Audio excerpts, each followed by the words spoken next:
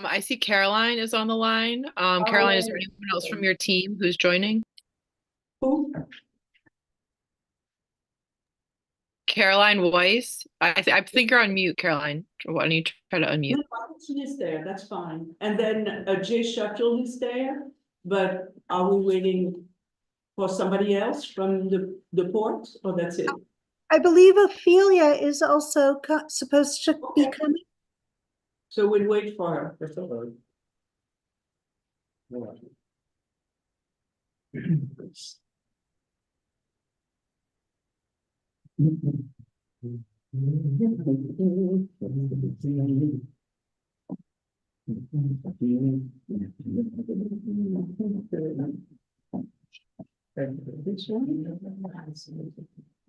This one. Yeah.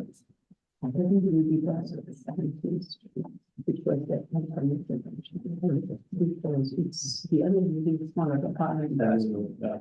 No, but yeah, every 5 minutes, right? Yeah, that is. It's not like one every 2 hours. Yeah, but 14th Street.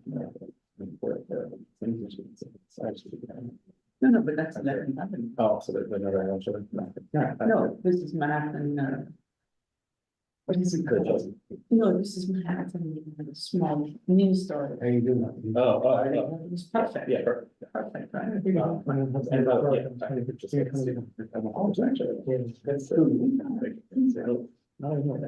So we have Jennifer Long. Just What is it?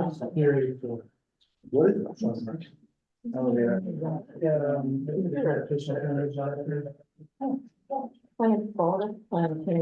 Okay.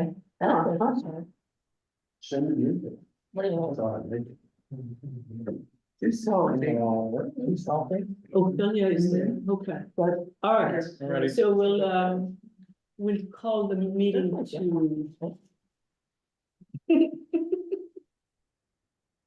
Again, as soon as it starts. Thank you. So this is the meeting of the Transportation Committee of Manhattan Community Board 4 for May 2024. And just a little bit of an administrative process here is that we are doing a hybrid committee, and most of the committee member, in fact, all of the committee members are live, and some of them could be online, but I don't see any of them today. And this is recorded. Then we do recommendation. The recommendation go to the full board, which will be early, 25th of July. And that's pretty much it, right? That's and we are then the reporting is online. It's not June forward. You cancel June? Oh, there is a June. Yeah. Oops, June full board, okay, which will be at the first week of June. And this will be recorded and it will be posted on YouTube, and you can consult it anytime. So I'm going to go around for our presentation of the people here and the members. So I am Christine Berthet, I'm the co-chair. Hi, I'm Jesse Greenwald, the other co-chair. I'm Charlie Todd, member of the committee, Hell's Kitchen resident. David Moore, member of the committee. Perfect. Rodney Washington, member of Chelsea. Right. Pete Diaz, member of the committee. Alan Austin, member from Chelsea. Wait, this was Alice. Oh, sorry. Alice Long, board member. Alan Austin, member, Chelsea resident. Sandra Miller, member of the committee. Tina Nelson, member. Wendy Bailick, member of the committee. Very good. Thank you so much. Thank you for all of you to be on time, and everybody's there. So our first item on the agenda is a presentation of the Port Authority to present on the Lincoln Tunnel parapet walls, and I will let them explain what parapets are. So Janine or Ophelia, who is presenting here? You have access to the picture if you want to speak. Janine, I couldn't hear you. In order for them to want it. Sorry, I'm saying you have access to screen share if you want to share your screen. Okay. Okay. Realizing, sorry, Their sound was only coming out of this laptop. Was that the problem that you were having before? Or No. the other way? There's always a difference. Oh, the sound. Janine, do you know how to fix the sound in here by any chance? I'm not sure. You might just have to reset the sound or restart the Zoom. Sign on the Zoom. We can hear you fine online. Yeah, but we can't hear you as well, so just. give us a Which you second. mean, Can you hear me all right? Yeah. Yeah, but hold on a little bit Just give until us a we. Okay. Yeah, I'm If you waiting. if you go like where the mute button is and there's a little carrot, you can like the speaker. No, you didn't get it. No? I don't think so. This never. Okay. You did the practicing. No, Yeah. no, that was the outro, yeah, you're right, we did not get the right one. I can't. Is the correct speaker selected? We're on, now you're too loud, but that's fine, we I got it. want to put it down a little bit. Let me see, where's the? Oh, we can't really hear you now. No, it's good, right? We can't hear you. No, the sound went down. Yeah. You sound muffled. Oh, yeah, because it's Epson. Yeah, go echo canceling speakerphone. So this is the Epson. It's still wrong, yeah, change it to the owl. You sound good. It has to be the owl. That's right. Hello? Yeah, we Hello? hear you. Yes, you sound great. Thank you. Okay, so go ahead. Okay, I'll just open it up real quick. Good evening, everyone. We're happy to be here tonight. Thank you, CB4, for having us. My name is Ophelia Rivas, General Manager for Government and Community Relations at the Port Authority. With me tonight are PA staff, Jose Muscat, Jay Sheffield, and Carolyn Weiss, who will present on the rehabilitation of the bridge parapet over the walls over the Lincoln Tunnel Expressway. And I'll pass it on to Caroline, who will expand on the design schedule and wonderful community collaboration. Carolyn? Thank you, Ophelia. So thanks for meeting with us tonight. And I'm going to be presenting our design approach to the parapet wall replacements for some of the overpass parapets on the New York Expressway. So the illustration you see are the parapets we plan to replace. They are the parapets on the 34th Street overpass, the 35th Street overpass, and the south side of the 37th Street overpass. We are not touching the one on the north side of 37th Street because, as you are aware, there is a current project as part of the bus terminal replacement to provide deck overs, and they begin on the north side of 37th Street. And so that parapet will be addressed when the deck over project is done. And the design team for that work will be meeting with you separately to work through how that parapet wall should look.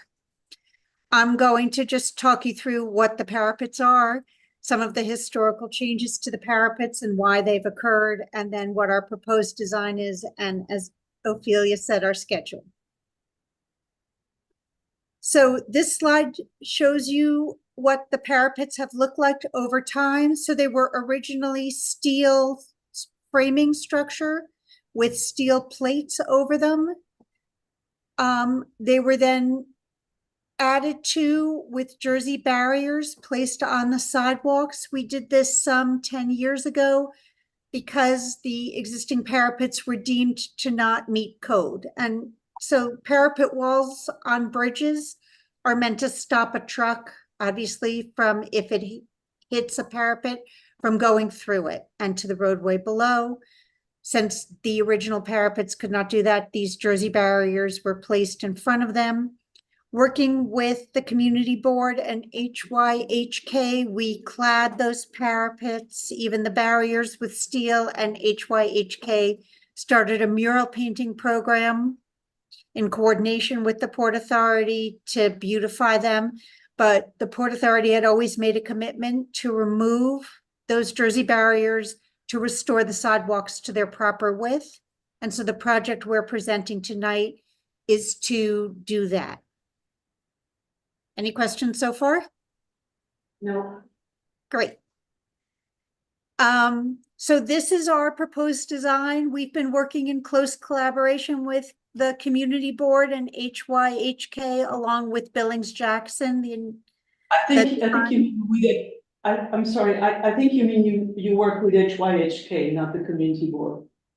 Okay, so yeah, with HYHK and Billings Jackson to develop this design that's in accordance with the design for the neighborhood.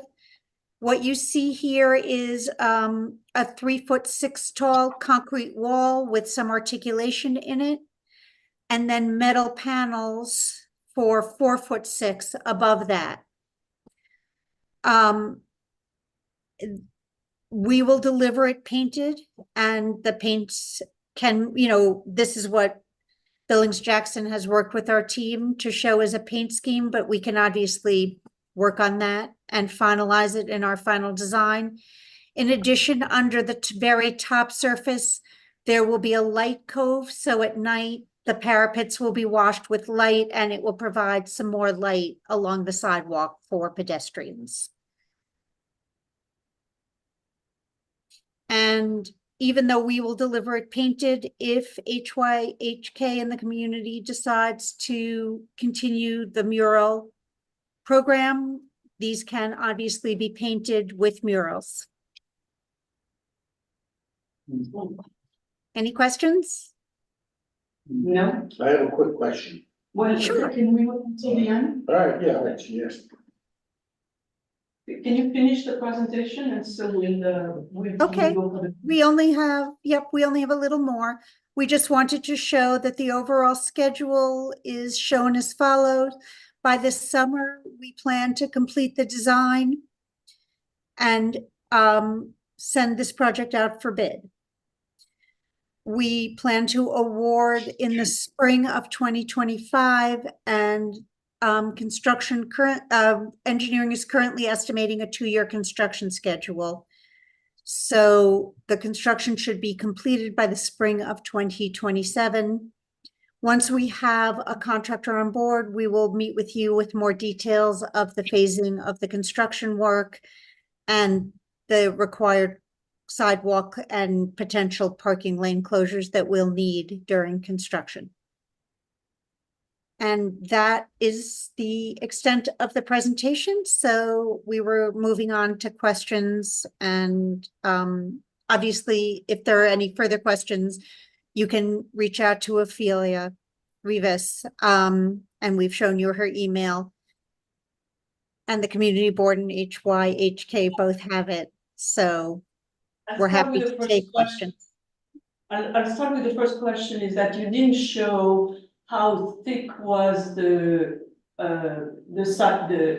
parapet before, and the amount of sidewalk which is gained by this design. Oh, you mean, so the Jersey barriers, can I go backwards? The Jersey barriers so the new parapet will be the same thickness as the original parapet. The Jersey barriers, I think at their base are around 1.5 feet thick, so you'll get another 1.5 feet back in your sidewalk. But basically, we are restoring the sidewalks to their original full width. I don't have the dimensions. We can provide them for you if you'd like. And do you have a picture with the lighting? We didn't render it at night. We can, if you'd like us to, provide you one with a rendering of it lit at night. That would be nice. That was part of my question, was how the lighting affect the residential area. So it's down. So if you look at that lip along the top that you see, that scalloped, very light colored green lip along the top, the lighting is in a cove that points downward under that lip. So it should not affect the residential. It's a very small strip of light of LED lighting that will downlight the panel and the sidewalk. And the other question is, will you be doing construction at night? Because we have a terrible problem with people doing construction at night. So as I said, once we have the design completed, we will meet with you again before we start construction. I don't have the details of our construction schedule. We obviously must keep the New York Expressway open during daytime hours, but we also, as you know, the Port Authority has very strict noise control in its specifications that we will make the contractor meet. So that will always be part of our bid. So if there is any night work, the noise control, the blankets, you know, will be very strictly enforced on this project. We understand it's a residential area, and we understand that we need to limit the work as much as we can to daytime. We need to discuss that when they come back. Well, I want them to speak to the contractor and make sure, keep it before 10. That was, by the way, for you. Okay, Right. we will obviously take that under consideration, and if it's possible to work that in, to the construction, we obviously will consider it. It's great, this project, getting the sidewalk back, I think it's fantastic. I'm thinking about the 2-year construction schedule, so obviously you're tying into the structure underneath, so that way you can, withstand a truck, with cladding into it. So I understand that it is a pretty intensive engineering construction. It's not simply just a wall. Are there any other improvements that you are gonna be doing in conjunction with this project once you're going ahead and opening up the parapet and the sidewalk and closing the sidewalk? We are completely removing the existing parapet. We are if the bridge structure underneath, because these bridges, unlike the ones over Dyer, the structure is all below the sidewalk. If the sidewalk itself or the bridge structure needs rehabilitation, that will be part of the work we do. Obviously, it supports the parapet, and the sidewalks will be, repaired as needed to put them in good condition. So is your 2-year estimate in your schedule with contingency, or is that what you think is the minimum, but if you find there's additional remediation or construction needed, it could go longer? So, as I said, we haven't awarded construction yet, so the 2-year is really the design team estimate of the duration of construction, and as we get closer to finalizing it and into award, that construction schedule will get more fleshed out, but that does have some float in it already. So the expectation is that we can do this work within the 2 years. We have inspected these bridges. We do not expect to find anything seriously problematic when we get in to do the work, because as you know, every 2 years we inspect these bridges from top to bottom. Thank you. What is the total height of the wall? So it's 3'6" of a concrete base, and then 4'6" of the metal panel wall. So it's a total of 8 feet. Thank you. Okay. Yes. I don't know if this question is appropriate or not, but I assume this design is pretty permanent. And I'm sort of curious of how many designs were looked at. Is that? Well, maybe we will get Patty to respond to that, because she represents the HYHK team, which Okay. worked with the designer and the Port Authority to come up with that. Great. Okay, Sure. so Patty, can yes. you? I'll talk through this a little bit. So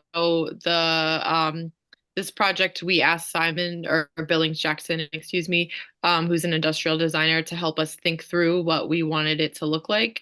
And they went through many iterations, I don't know, maybe 12, something like that, of different types of designs that would it all adhere to the standards that the Port Authority gave us, the technical specifications?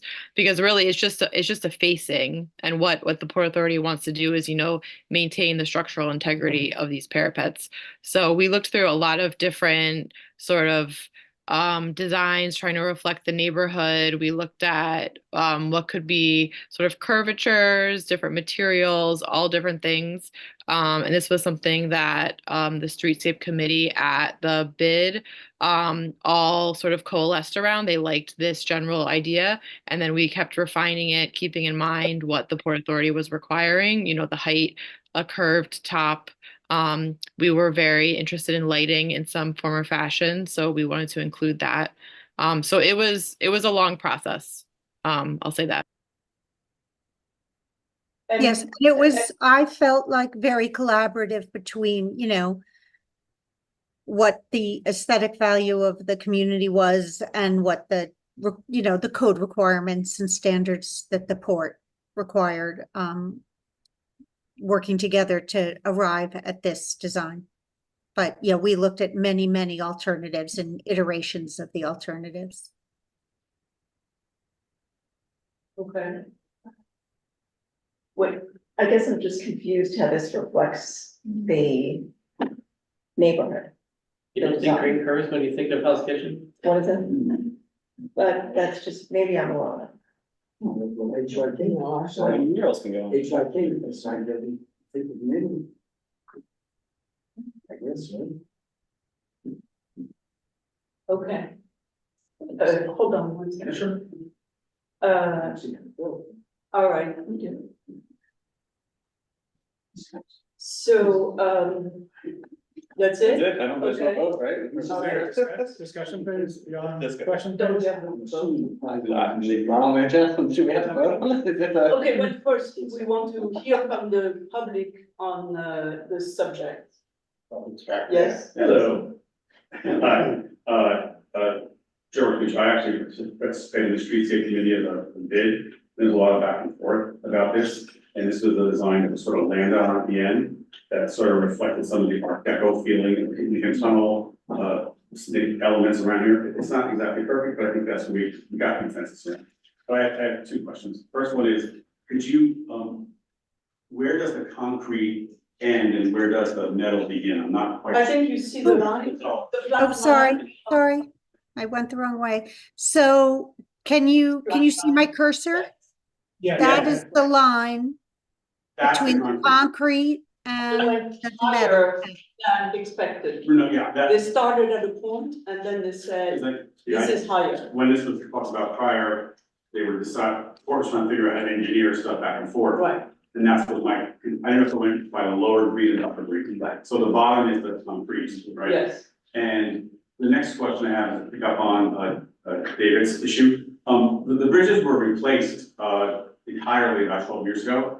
And the construction was done between 12 AM and 6 AM in the morning. And for those of us who live on those lots, I'm one person, it was really hard to go through. They were removing the bridge. They were removing a bridge with steel and concrete and putting in the bridge. So the request for 10 is a good I think the request. request for 10 is that we keep hearing that it's all about the Lincoln Tunnel Expressway and the traffic. Yes, and that's 12 years ago. Imagine how many more people lived on these blocks with the redevelopment that's happened. The other question, if they can address later for them, is what will the sequencing be? Especially when you deal with. You mean by what? Yeah, like the 34, 35, 37. Oh, we Because I should think ask that Yeah. question. that's a real key issue because the deck over thing, we understood is gonna start in late 24, early 25.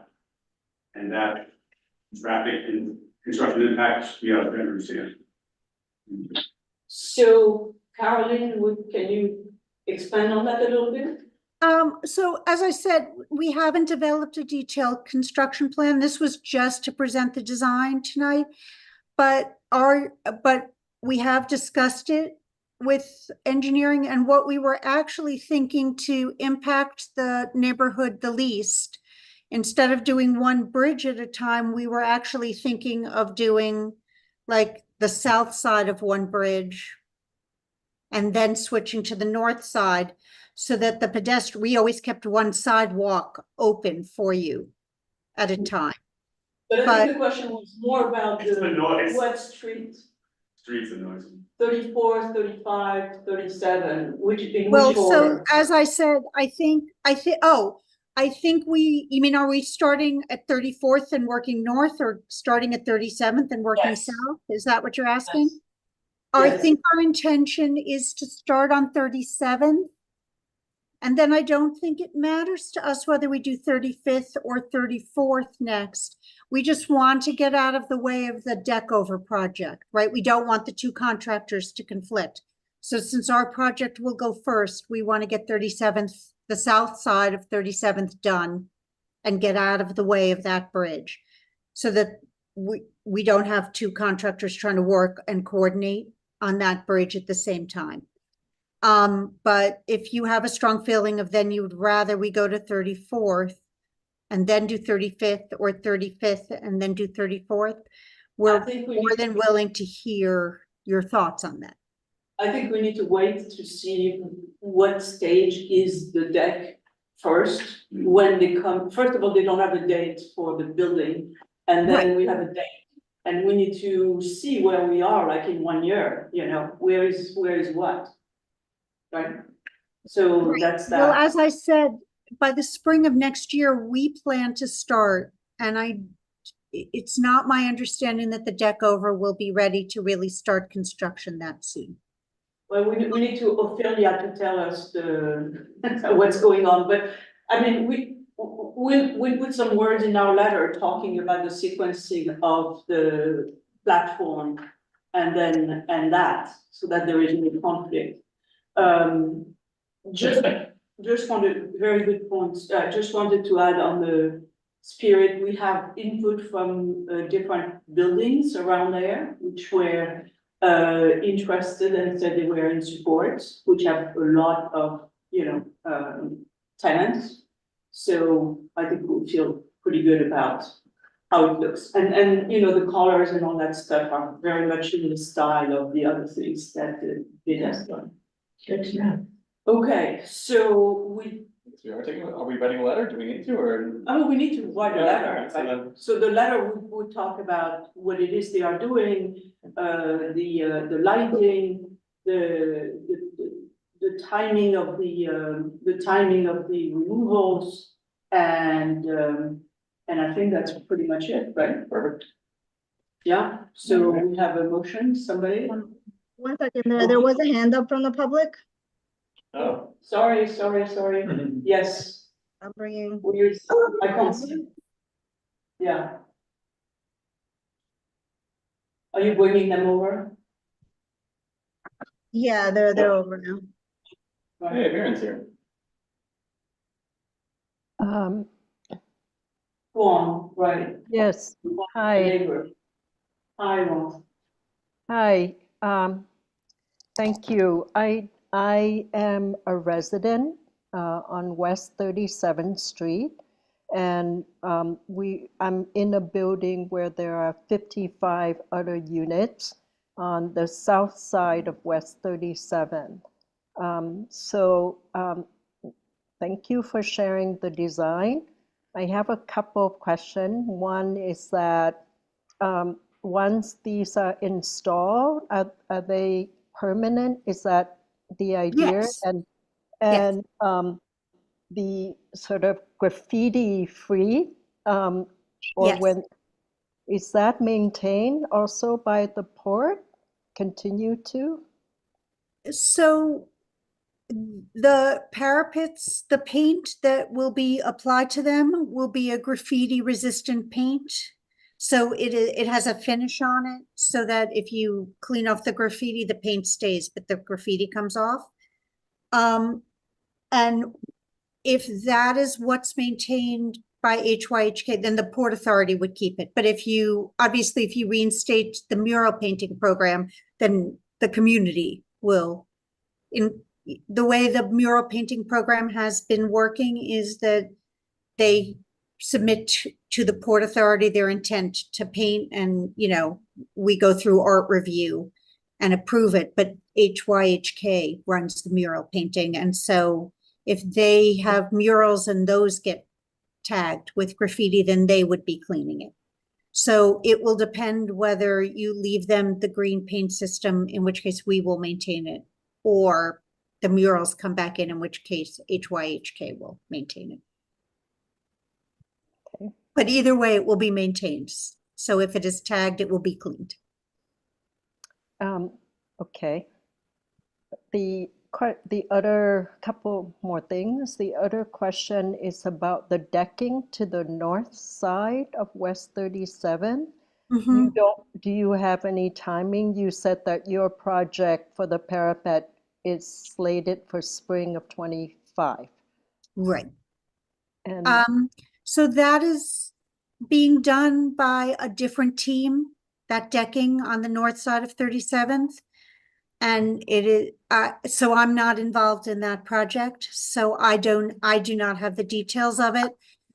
I have been told by that team that as they are getting closer, to putting their design together, they plan to meet and show everybody in the community that project.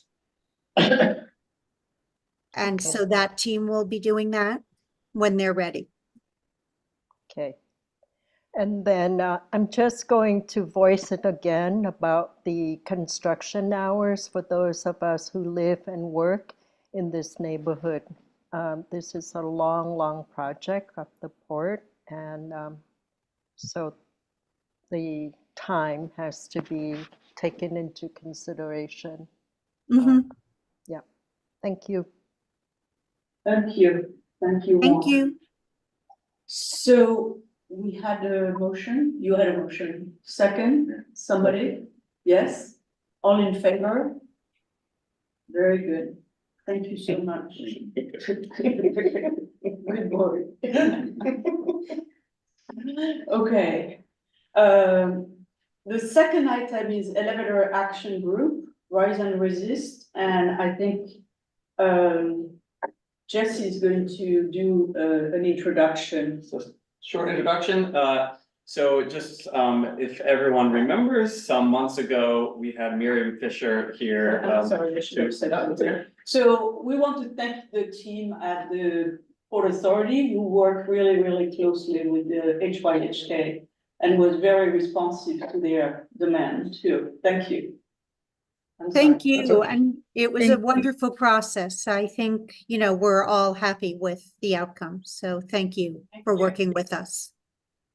Thank you, And we'll Karen. do that during construction, so no worries. And we understand it's premature to discuss details, but we hear you, and we want to continue the collaboration and the positive working relationship. So this is not the last time you'll see us regarding this project. So thank you everyone for your time. Good night. Good I'm night. sorry. I realize I'm not totally. Always good. All right, so we're moving on now to the second item on the agenda, which is just a presentation. So if you remember, some months ago, Miriam Fisher, a community member from Chelsea, was out ahead on an issue about advocating for elevators to be put at the 23rd Street stations along the F line and the ACE line. Miriam, who is a member of the Elevator Action Group, which is presenting tonight, asked for us to endorse a letter that she wrote, which we agreed to do, because we thought that was a great idea. But we also agreed as a committee that we wanted to take up the issue ourselves too, and take the time to have testimony, understand what the MTA's criteria were for how they pick stations. Which, as I'm saying out loud now, reminds me that we actually did hear back from the MTA, and I meant to put those criteria into the Dropbox, but I didn't. But that's okay, because it's very possible that the Elevator Action Group, Jennifer, Jessica, and Sasha can speak to that. But I've asked Jennifer, Jessica, and Sasha with us to be here with us tonight, just to give us sort of a broader sense of what the process is like to advocate for an elevator at a station, what is happening in the city, the litigation that's going on, and their own experiences with what works, what doesn't work, and then to the extent that they're able to speak to our particular location, if there's any knowledge that they can share with us. So with that's the sort of intro, and I will turn it over to, well, they all look like Jennifer, but they're not. It's just, they all says Jennifer, but I know we have Jennifer and at least Sasha here.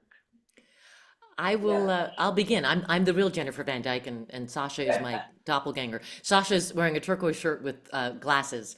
We are both happy to be here. Jessica Murray is another member of Elevator Action Group and helped prepare this presentation, but can't be here tonight. But we thank you for inviting us, and we really thank Miriam Fisher for bringing this issue to the Community Board 4. And she is very much a part of the Elevator Action Group. And I'm going to very briefly just tell you who we are and what we do, and then hand it over to Sasha, who's got a slide presentation and a lot of nitty gritty to clarify what it means to live in this city and try to make make our subway system accessible. So I've tipped my hand. Here's what we're about. The Elevator Action Group is part of Rise and Resist, which is an activist group that was formed in the wake of the 2016 election.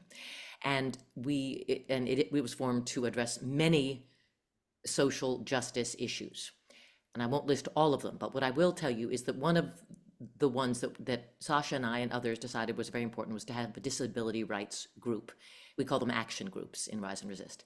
And our mission, this was in 2017, was formed, and it is to make the New York City subway system fully accessible. And what we learned is that that's a big ask, and it's a long-term project, and we are in it for the long haul. It will extend beyond our lifetimes. Disability rights is a long fight, and we are leaping into that fray, relatively speaking, for just since 2017. We are committed. Our goal is to make the subway system 100% accessible. But we're not just talking about, what we learned is that people tend to think, for a long time, the MTA, I don't have kind words for the MTA, so if you find that offensive, my apologies. But I'm hearing some crazy background noise, but. Yeah. Does someone have, okay. That's good. We're good. It's when I brought up the MTA, so anyway, the MTA is nothing but trouble in our eyes.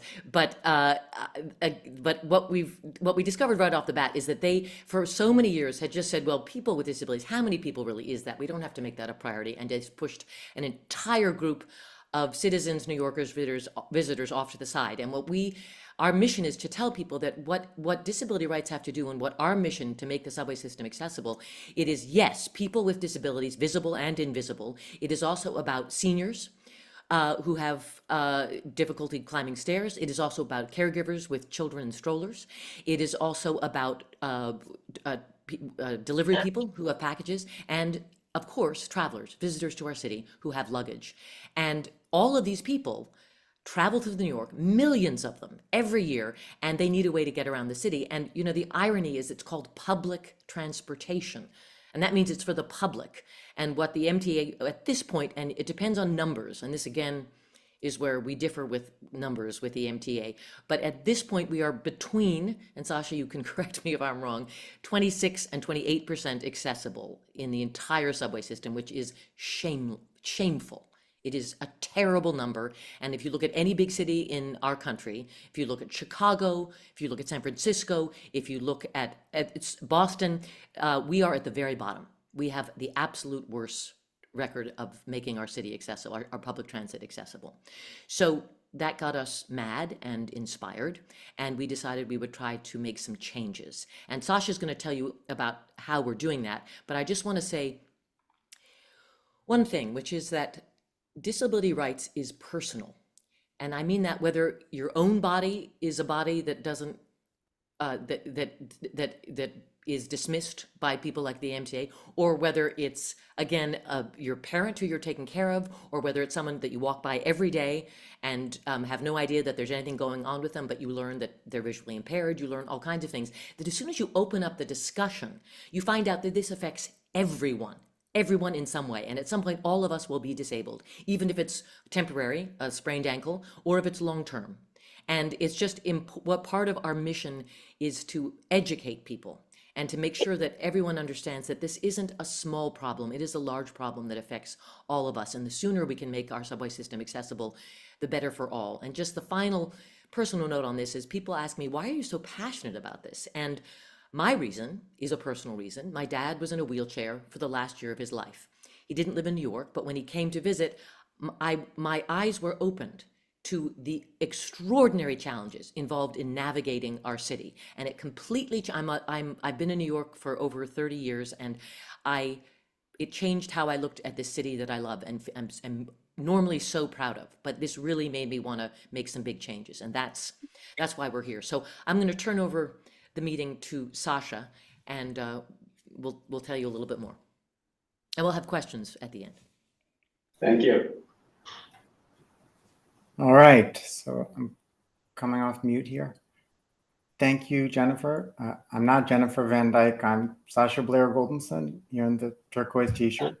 And thank you, Jesse. Thank you, board, for inviting us.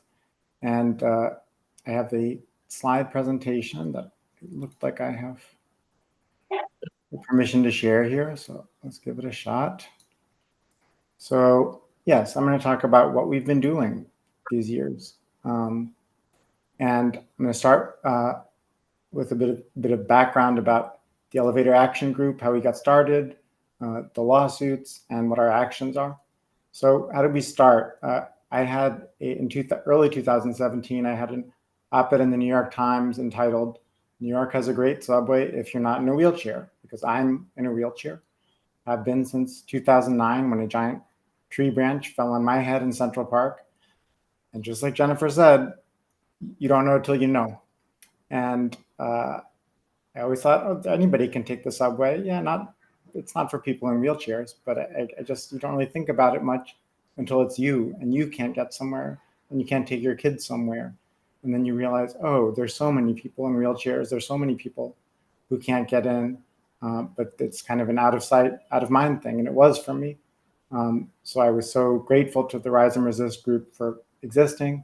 And when I wrote that op-ed, Jennifer and some others reached out to me, and we formed this disability rights group, and with the goal of seeing how the Rise and Resist direct action model that they use for other things could change it here. So, and a few months later, in parallel, not because of our Rise and Resist group, myself and some other co-plaintiffs, so people with disabilities, filed 2 suits, and those have propelled the action a lot. So it's both the direct action, if you can, of the Rise and Resist Elevator Action Group showing up and making sure it's in the public eye, but also the legal cases. So those legal cases were 2. One was in state court, which was that you have to build access at every station. So every station must be accessible to everyone. And in that one, and in each case, you have to make it. What I learned, I'm not a lawyer, but what we learned is you have to not only show that it's morally wrong and not practical and wasteful and all that, but what law does it break? And in this case, for arcane reasons, it didn't violate ADA because we have paratransit as an alternate accommodation, but it did violate a New York City human rights law. So we got them into court, and they had to settle with us. So in 2022, a mere 5 years after we filed, we reached a settlement, finalized actually last year, which was that now they're on a schedule, and being on a schedule to actually be forced to guarantee that they will build a certain number of elevators every year until they get everything done. That has greatly increased the rate of building.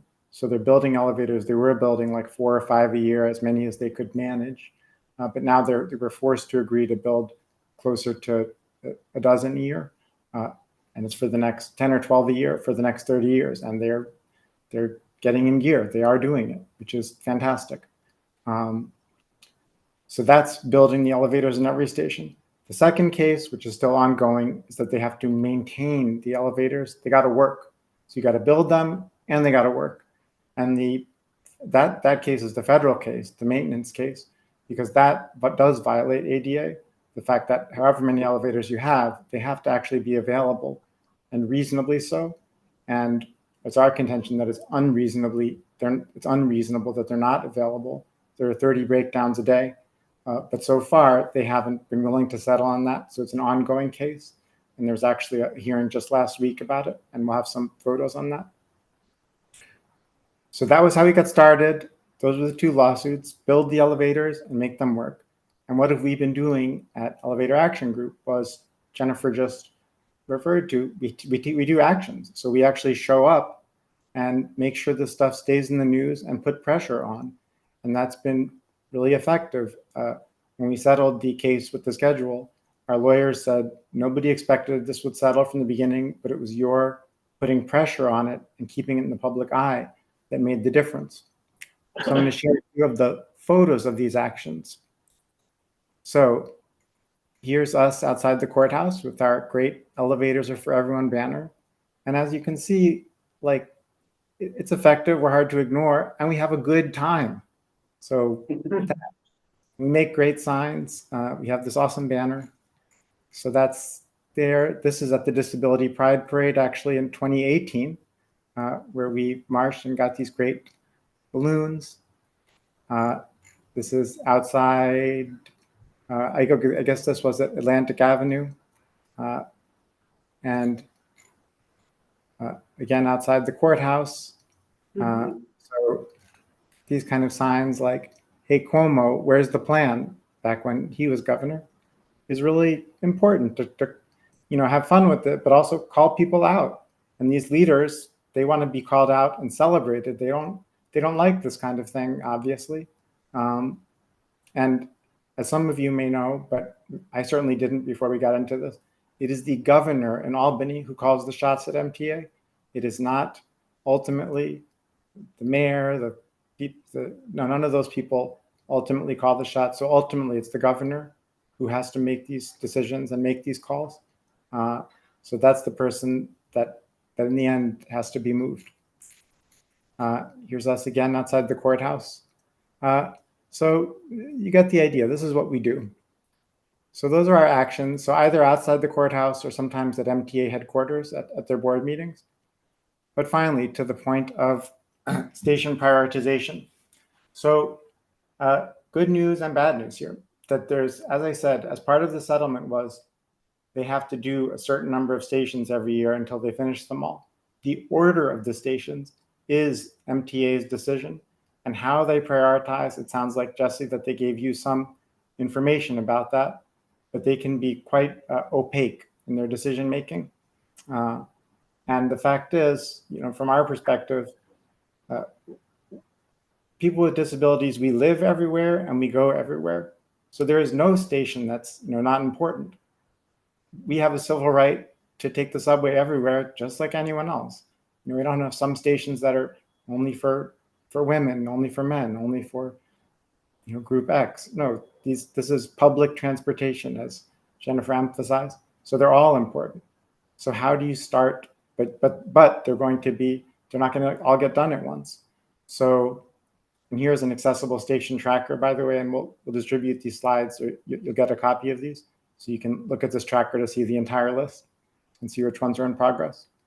But how to influence without authority is something that we've gotten good at, or at least had some effect. So we wanted to share a couple of potentials, ideas. The one thing that MTA has been clear about is this zoning for access proposal. So when a new building or major renovation is being done nearby to a station of interest, they have some leverage to give that building extra floors or extra zoning variance if that building grants them some kind of an easement. So that's one possibility. The others are still hopes, but things that we've been contemplating and seeing that our activism and advocacy can help with is drawing attention and getting the word out, and finally getting on powerful institutions or individuals. So those institutions that are nearby a subway station of interest could be corporations, cultural institutions like museums, schools, so universities, elementary schools, high schools, and neighborhood orgs, like I know that many of you are on, and individuals, so electeds and leadership. So working with those people has had an effect we've seen in moving things up the priority list. And so that's where we are on station prioritization. Finally, I'm going to share a few resources with you, and then I'm hoping we can open it up for a discussion. The resources, which again will go out on the mailing list that Jesse was telling us about, or a set of documents. We have a timeline of our activities, some set of facts about MTA accessibility, and a photo gallery of elevators that are broken. They're not hard to find, but there's some pretty evocative photos there. And there's a few different videos and documentaries we've taken part in about our fight, which I recommend highly. And there'll be links in there. So with that, let's open it up for discussion and any questions that you all may have.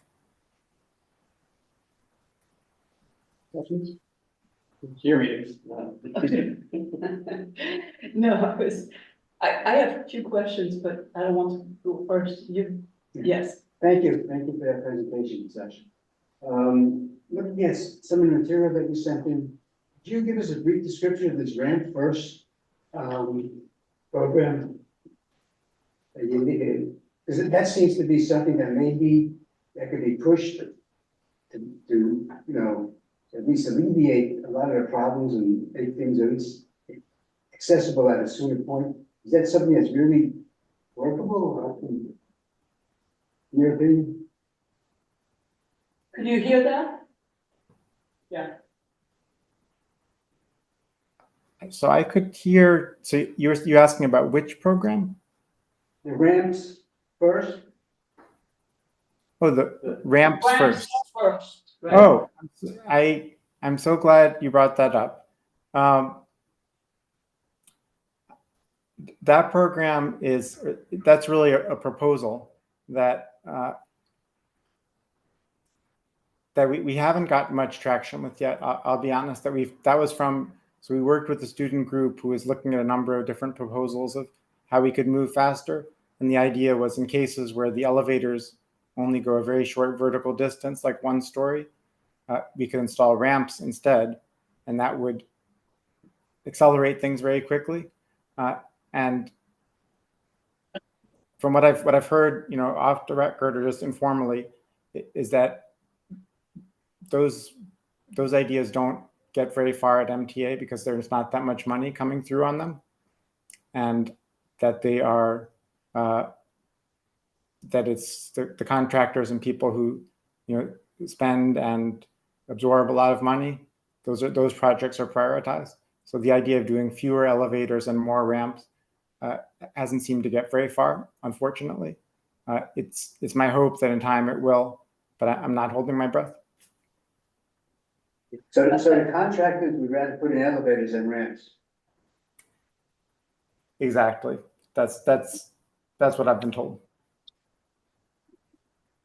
Thank you. So I have I'm sorry, Liren. Go ahead. Yeah, just a quick question. Have MTA done any kind of studies where they can put together a list of, I don't know exactly what to call it, a priority list based on where the maximum need might be?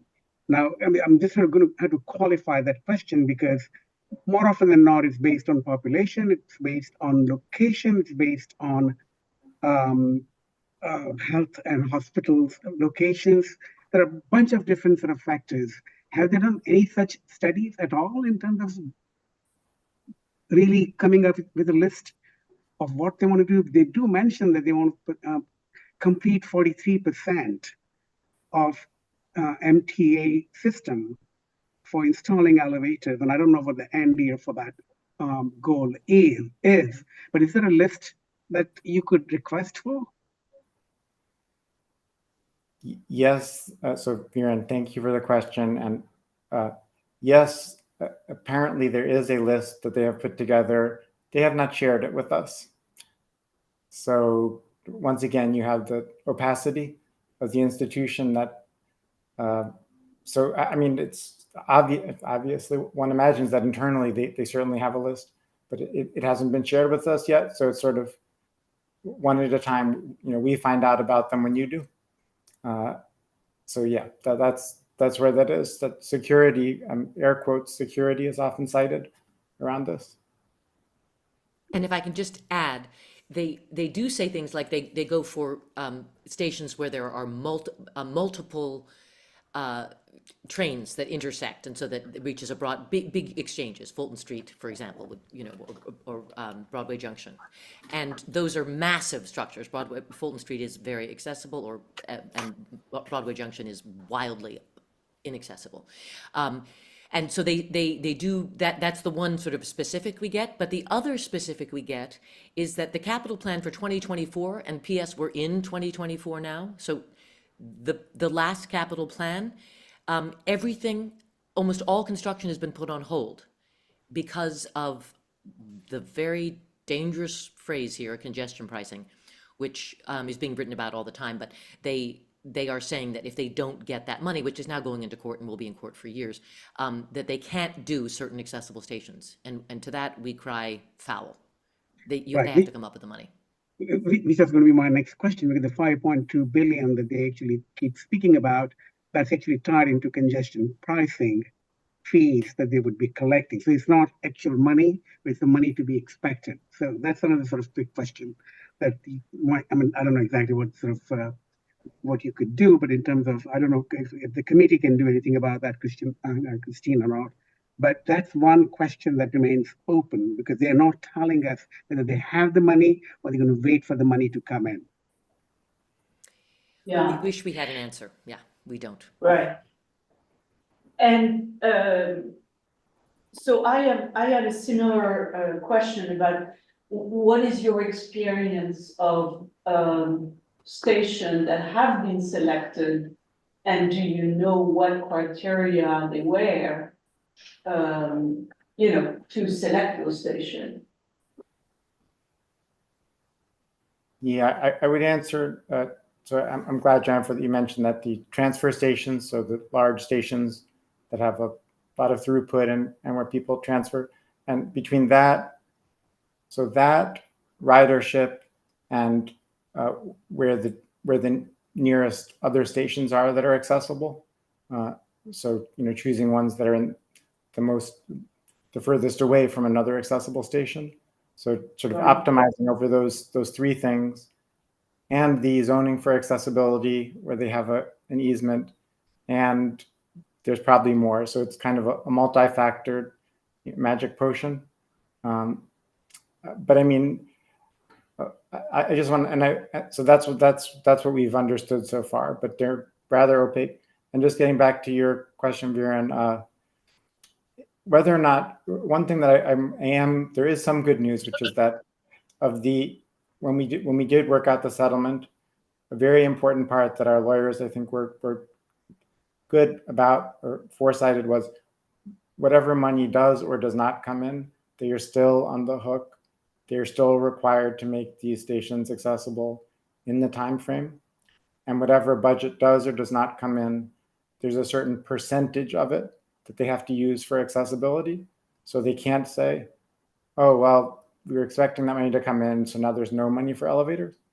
The way the settlement is written, it says, whatever money you're spending, you must spend at least X percent, and I believe it's about 15% on accessibility improvements. So fat year or lean year, they have to spend at least that much. It's always a floor and not a ceiling. They could spend all of it on elevators. They could finish it all next year, and that would be fantastic. Not going to happen, but at least they're required to do, significant work. And just one other addition to that is that when Andy Byford was president, one of his priorities was accessibility, and one of his plans, which has now been, I guess the opposite of fast-tracked is slow-tracked, is put in reverse, was to have accessible stations every 2 stops, so that the largest distance you had to travel was 2 stops. And that language has completely left the MTA now. That was a big part of their, it was called Fast Forward, their plan when Byford was there. And so it is something that again, was never enough, but it was such an improvement. It was fantastic news. The idea that, in some parts of Manhattan, stations are quite close together. In some parts of Brooklyn, they can be half a mile apart, so or longer. So it was trying to sort of equalize our subway system, so that no matter what, you could get to an accessible station within reach. And again, that conversation has gotten very quiet. And one more question, do you have an app, a special app or anything to report those, elevator which are either missing or not working? Is there, what do you use? You use 311, what do you use to report? When the elevators are not working, 311 has been my best bet. But and pictures of it. Oh, and Twitter has been pretty good. That at I believe it's at NYCT Subways is pretty responsive. And I just want to say, to be clear, Jennifer and I are both sort of roll our eyes when we talk about MTA. It's been difficult. It's been a long slog, but the individuals there, so many people there work incredibly hard. And we've gotten, if anything, much more respect for the rank and file and the job they do every day. So I want to be super clear about that. Like, it's not an easy thing running transit, running those subways. We've gotten to advocate alongside a lot of union members and have it really difficult and are just do their job honorably and well. It's the leadership and the prioritization that we have the problem with. And when we have somebody like Andy Byford there who got it and really did prioritize accessibility, we saw how good it can be. So we keep the faith that it will come back, and we do have these, legal guardrails now in place so that they have to make progress, like it or not. But I just, not to be, I'm an optimist by nature, but I do have to say about the MTA, they say that you should use their app and contact them when an elevator is out. But that is the last thing you should do, because often the app is not working. And so that's another source of frustration. So when Sasha says, and you're not even addressing this, Sasha, but the number of times you've had to be carried out of a station by the fire department, because that is your only option. This is a reality for people in our city. And the idea of trying to get to you can file a complaint on the MTA website and you get taken to a form that then gets taken to some back office that then maybe, if you're lucky, you'll get a response in 2 weeks. But meanwhile, the elevator isn't working and you need to get to your job or your doctor's appointment or your class or your kid needs to be picked up. So the urgency is not always felt, as Sasha said very graciously, by those in charge. Of course, the people who are doing the day-to-day work and the actual building the elevators and making decisions about tracks are doing their job, but it's the system itself that is fundamentally broken at the top. Yeah, not sure if this is your area of expertise, but I'm kind of curious if you have thoughts on this. Many of the MTA projects are extremely exorbitantly expensive, even compared to what they should cost. The transit is inherently expensive, but the MTA is certainly paying more than it should be paying. And I guess my first question is that true with elevators, or elevators a bit more reasonable? And if it is true, what if anything, could be done to try and rein in those procurement costs? When you said the contractors won't do ramps because they want to be paid more for an elevator, that frightened me a little bit. That seems like something's wrong with the relationship with the contractors. If the contractor is telling you they won't do a ramp, but they want you to do an elevator instead. But I mean, just more generally, I'm curious about what could be done if necessary and possible to try and make the stations or the elevators cheaper. Man, don't I wish I knew. But I mean, I will say that one of our best allies remains Helen Rosenthal, who was the council person on the Upper West Side City Council where I live. And she said before, what we have is a procurement problem masquerading as an accessibility problem. Because I think you hit the nail on the head that's what it is, that the MTA's, Brian Rosenthal wrote a great series in the Times some years ago now about, I think, called The Most Expensive Mile of Track in the World. And he looked carefully at what it is in New York versus Paris versus London, and went down the list of each thing that it could possibly be. And it was that all the expenses were blown up. It wasn't, one single thing, and elevators is the same, that they are vastly blown up, that they're far over the common cost for them, and that they build them in a way that elevator consultants that I've talked to are just gobsmacked by. So it's unfortunately not one thing. What could be better though is, again, I think local advocacy and direct action. So I think talking to, schools of architecture, engineering departments, people who can actually suggest better ways and, give them, get those on the table and actually say, well, what if you did it this way? What if we tried it another way? That they don't act fast, but you can show up at these meetings. We have had an effect going to these monthly board meetings, and people on the MTA board have come to us directly and informally and said, you guys are really making a difference.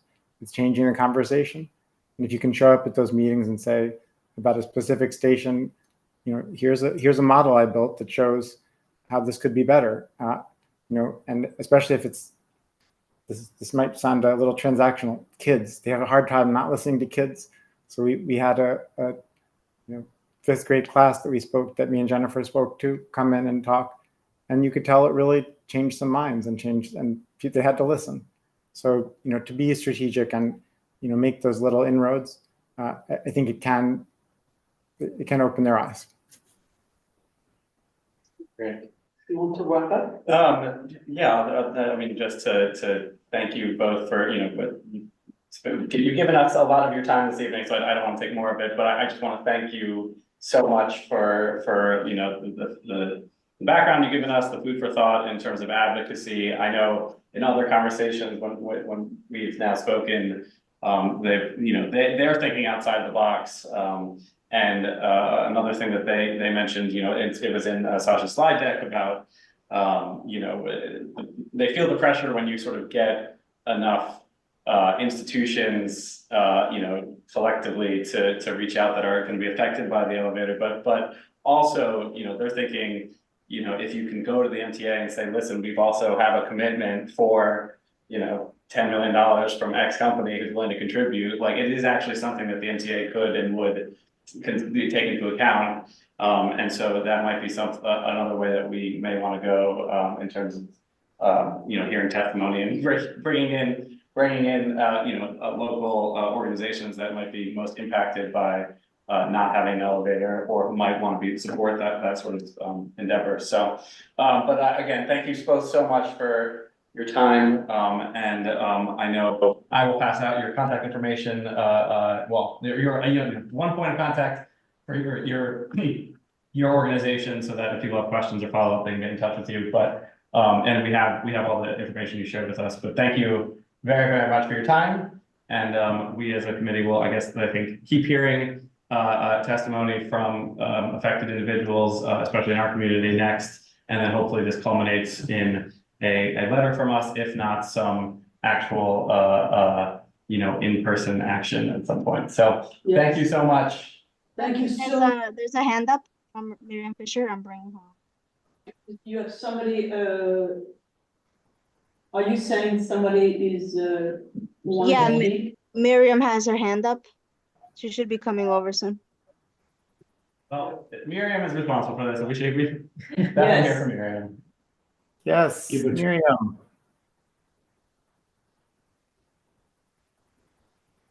So Miriam, you are mute. I'm still on mute. Wait. We can hear you. Okay, thank you, Jesse, for facilitating this. And if you have a response from your previous letter to the MTA, please send me a copy of it.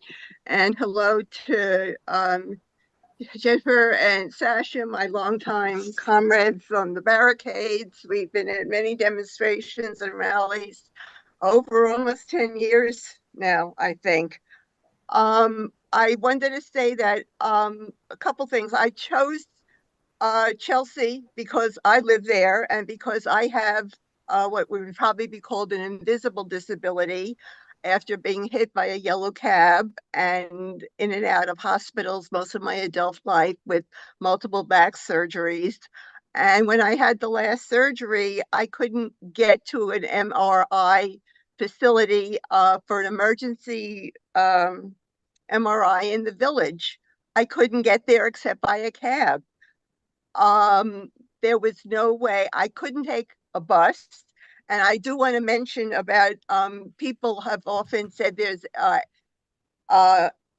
accessorize their buses. For some people, every disability is different. Some people, I couldn't stand up long enough to wait for a bus. I couldn't sit long enough to sit on a bus. And for me, those weren't options. If there had been an elevator, I could have done it. But I thought, here I'm an elevator activist and I need one desperately. I got to get to it. And I am in Chelsea, which has river to river, 5 subways, only one is accessible. And I see Chelsea as an accessibility desert. And that's one of the reasons I felt I had to advocate for myself, for my community, and to put that on the radar of the MTA, because if it's not in the next 5-year plan, it may not be in 20 years, and it may not be not likely in my lifetime. And I felt that I had to do it and take the chance now. And I chose in the letter that I did write to the MTA, some of the things that I thought were most pressing, that there are many seniors, there are many senior centers. I got endorsements from that. Although Chelsea would not be seen as a low income community, there is a lot of NYCHA housing, and I felt that, and that is part of the picture of the need for affordable transportation, accessible transportation. Miriam, And I went on with, those were some of the things that guided the letter that I wrote. Absolutely. Absolutely. And Miriam, I'm sorry to cut you off, only because I'm realizing our agenda is kind of long tonight and we are a little pressed for time, but I do want to just say, one, obviously, thank you so much for your advocacy and bringing this issue to our attention, and kicking off this conversation for us. But two, as everyone knows, we did endorse your letter. So for the issues that are in your letter, we have read it. We will refresh ourselves with what's in there, because I do think you cover all of these issues in your letter, which was really well written, and certainly will be a strong reference for us going forward. So thank you so much, Miriam. Let me add one thing. I had sent you some drafts because it took me a long time to work on it and do some of the research. I think the letter that you sent to the MTA was a draft that had some errors, and I did send my final letter, and I don't think that was the one that was sent to the MTA. Let's take that offline, Miriam. We'll check and I'll get back to you. Let's take that offline and we'll discuss it. Okay. We'll check that and make sure that we have the right letter. Okay, but thank you so much. Thank you, Sasha and Jennifer. Thank you all so much. I speak to you guys soon. Thank you again. Thank you. Thank you, Thanks Miriam. for having us. All right, so our next topic is City of Yes for housing opportunities. And there was a document, it's a very long document, and I think the major takeaway from that is that parking is not going to be required anymore for any of those buildings. The major takeaway for this committee. Yes. Yes, there's a lot in there, but yeah. Yes. as we are. Right, this is the major focus of the item. So, I think the question is, are we all comfortable with that? And do we want to ask for anything else? And then I wanted to show you a little PowerPoint I put together, and I want to see whether you guys are interested. Sorry, how can we put more buildings and not account for parking? I'm confused because This is not that it doesn't account for parking, it doesn't require parking. So by requiring means, let's assume you have a building and you are going to have everybody who is, making 50% of AMI, right? Most of those people are not going to have a car. and I understand that, it's just that we just finished hearing from people with disabilities, and I would just think we need to at least provide some parking, because they're. Well, I mean, the market is going to dictate whether people are putting the parking or not. The market is like, people are going to know, we need some parking, we don't need some parking, but the parking is making the affordable housing much more expensive.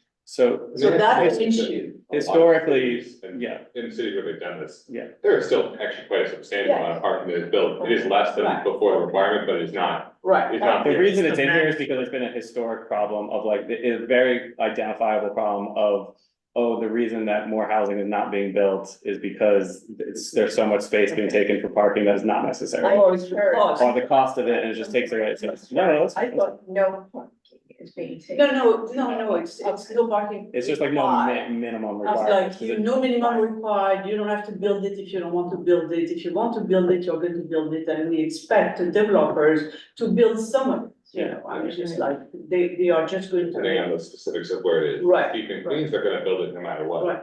If it's Yes. next to a subway station, there might be a big Exactly. market for people who aren't gonna have cars. So, yes, I didn't read the report, I'm guilty, but with the parking, are they gonna could we put in the thing where they can put the parking underground rather than on the street?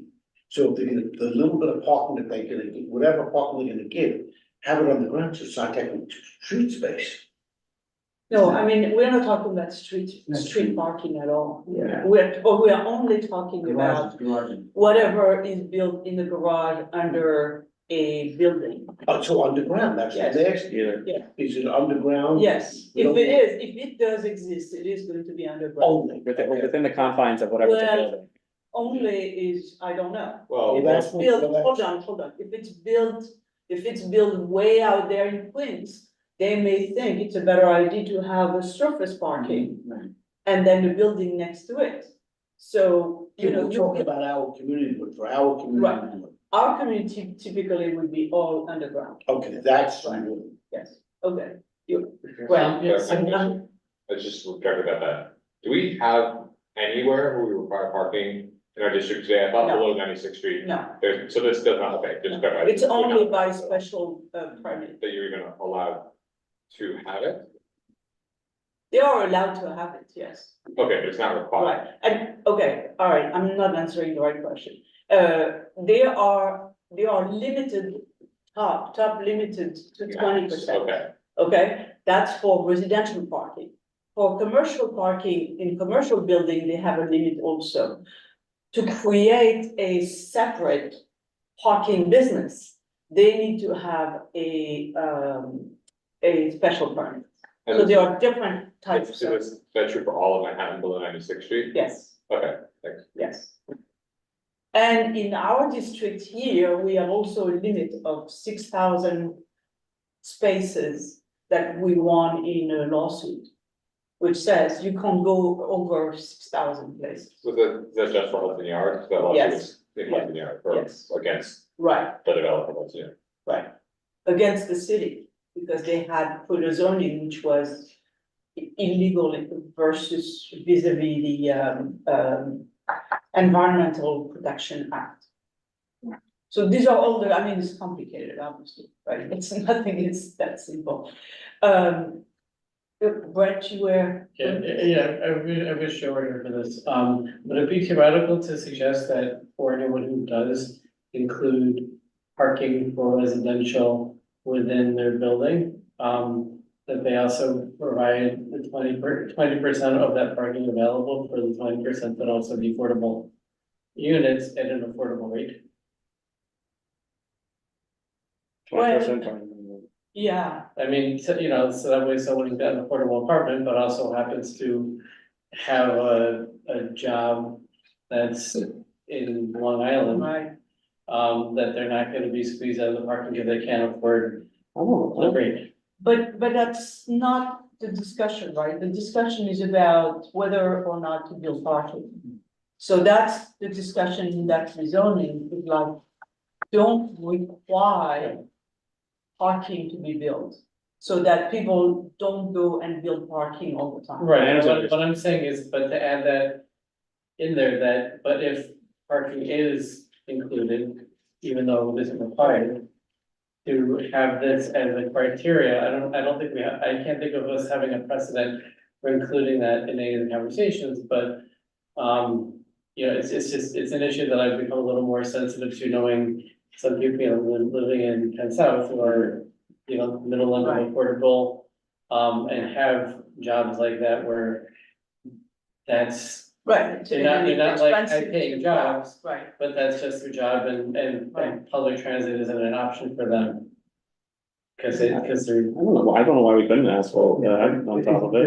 Doesn't We could ask for the give them a concern is, what I would have is just that. The affordability. if you happen to be in the garage, if you happen to, I'm on the waiting list for that personally. I'm about 10 years from, by most estimates, from getting a spot. I've been in this for like 3 years. So, Right. well, so we can include, we can put as a request, yes. I mean, I would raise, I think that the concern with that is just sort of the overall concern with parking, which is that it does increase the cost of those units. And in this case, it doesn't increase it because they're building it, but if that was it doesn't because like what Chris No, was so saying, let me- we're taking. I understand what you're saying, but they're building parking anyways. But if that's something, if your proposals, if they're building it anyways, require a certain amount of spots. to be That's built, right. Exactly. That is your. Exactly. So- This might actually be more of a disincentive for them to build parking if they're gonna get less revenue. Yeah, From but it's renting out. also a disincentive to build additional units if you think they're not gonna make the money on. That's a different renting parking issue spots. that they have to, their calculus of the construction is, do we build parking for residents, commercial or not? Yeah, to me, that is a But this is reasonable. saying is we're not saying, we're taking away a requirement to actually build parking at all. But it's to say, if you are gonna build parking, however. Yeah, I see what you're saying, because the developers are going to say, in all Yeah. those buildings, it's going to be like, 30% affordable and 70% not, right? And immediately the developer is going to say, well, the rich people, they need a car, right? So Yeah, we need that is the way parking- We need parking for them, but if there was a provision which say, okay, if you build, 30 parking spot, right? You need to make sure that X%, 30% is affordable, and therefore, Right, I just wonder if you get less of, like, just some affordable project, or I don't- projects become less Yeah. viable if you then have to I also don't think spend. so. I think it might, because, parking does take up space, and it's alternatively, it's a source of revenue for the building, and people are, presumably these parking spots are free, if they're included with the affordable apartment.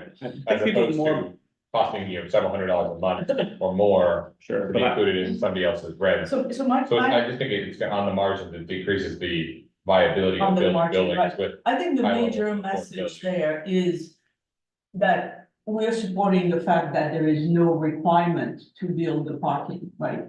We want to make a side comment saying, by the way, and if there is parking, it should be, the affordability No, should be. I totally agree with the core message, I just disagree with this proposal.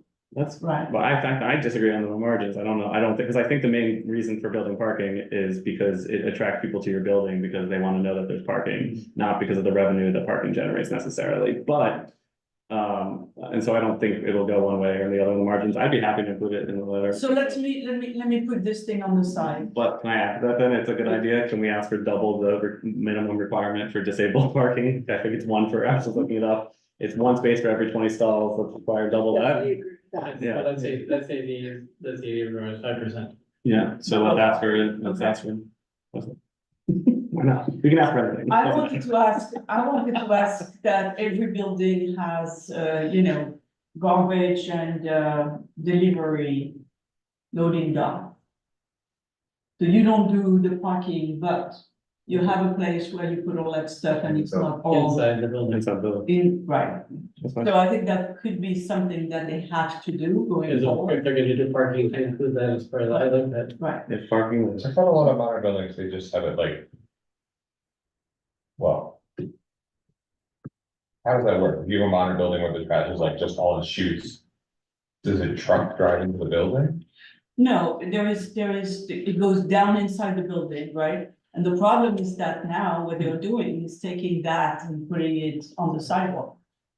So you want to create some kind of loading dock, and if it was on the loading dock, then people can pull it from there, right? Because the loading dock is transparent. I mean, what I'm saying is that it's shared with the street, right?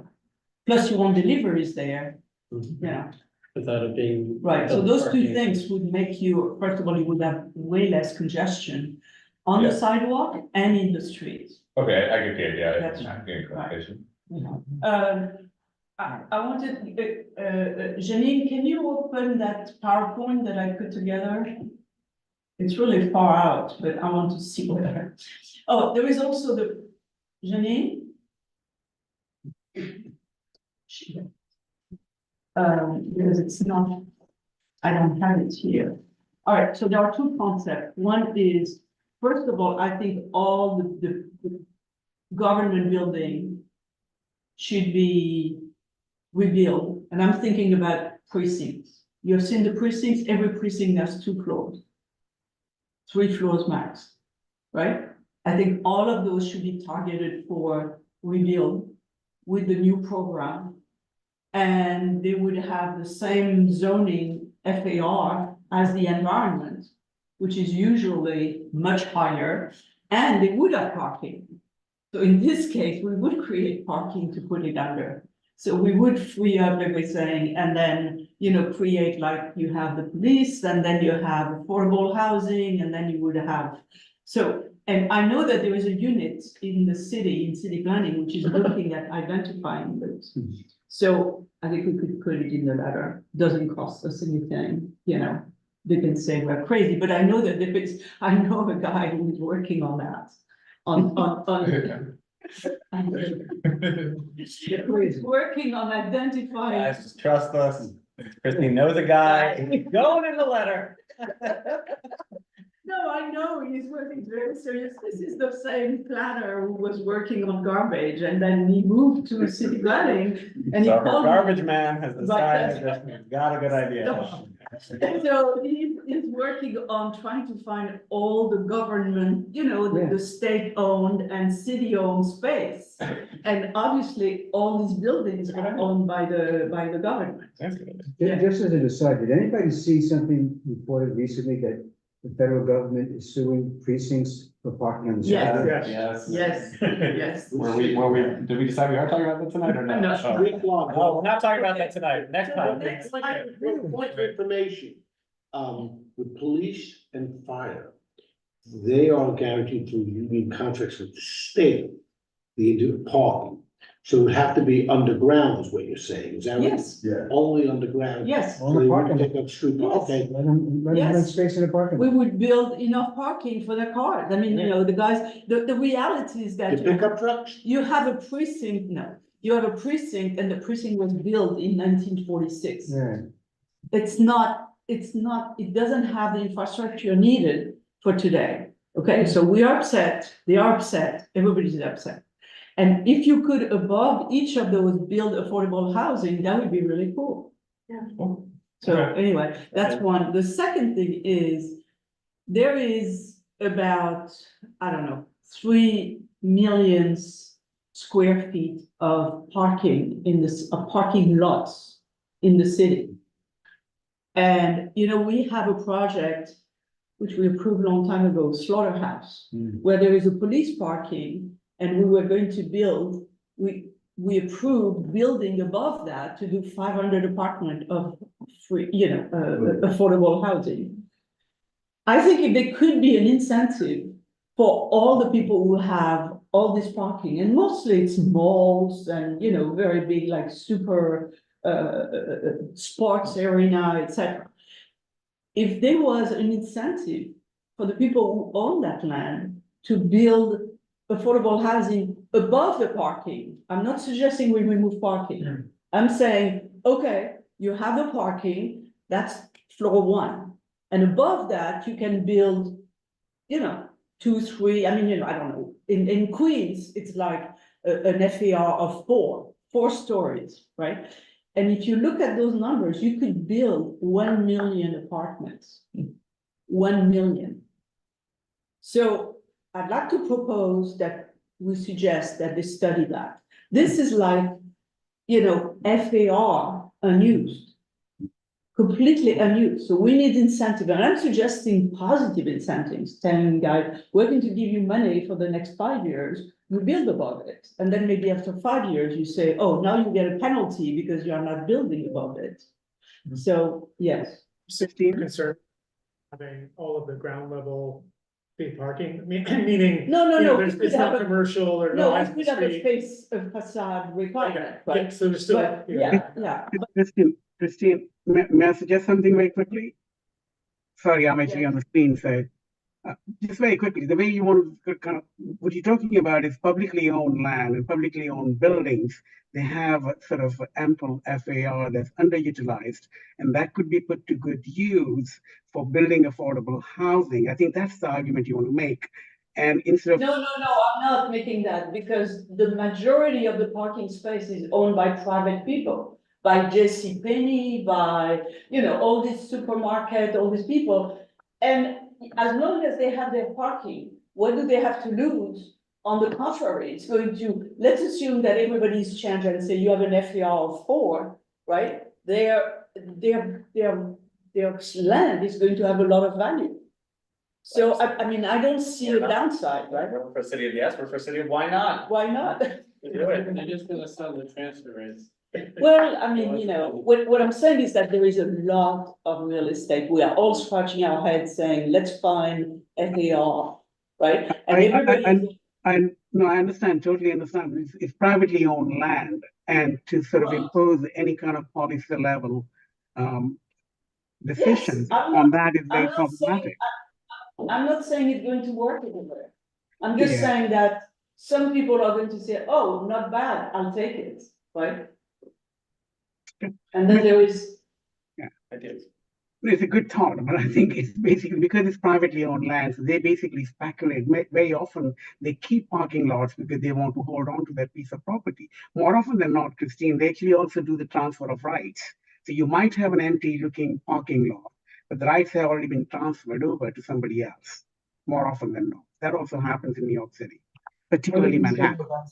The right buyers, the air rights are already been sold, and that's why the parking lot. Some of them. Well, then if it has been sold, it doesn't apply. We just go to the next guy. You just complain, even if there are 10 or 20 or half of them, which are not applicable, it still gives you 500,000 apartment potentially. Did not realize the air rights. Yeah.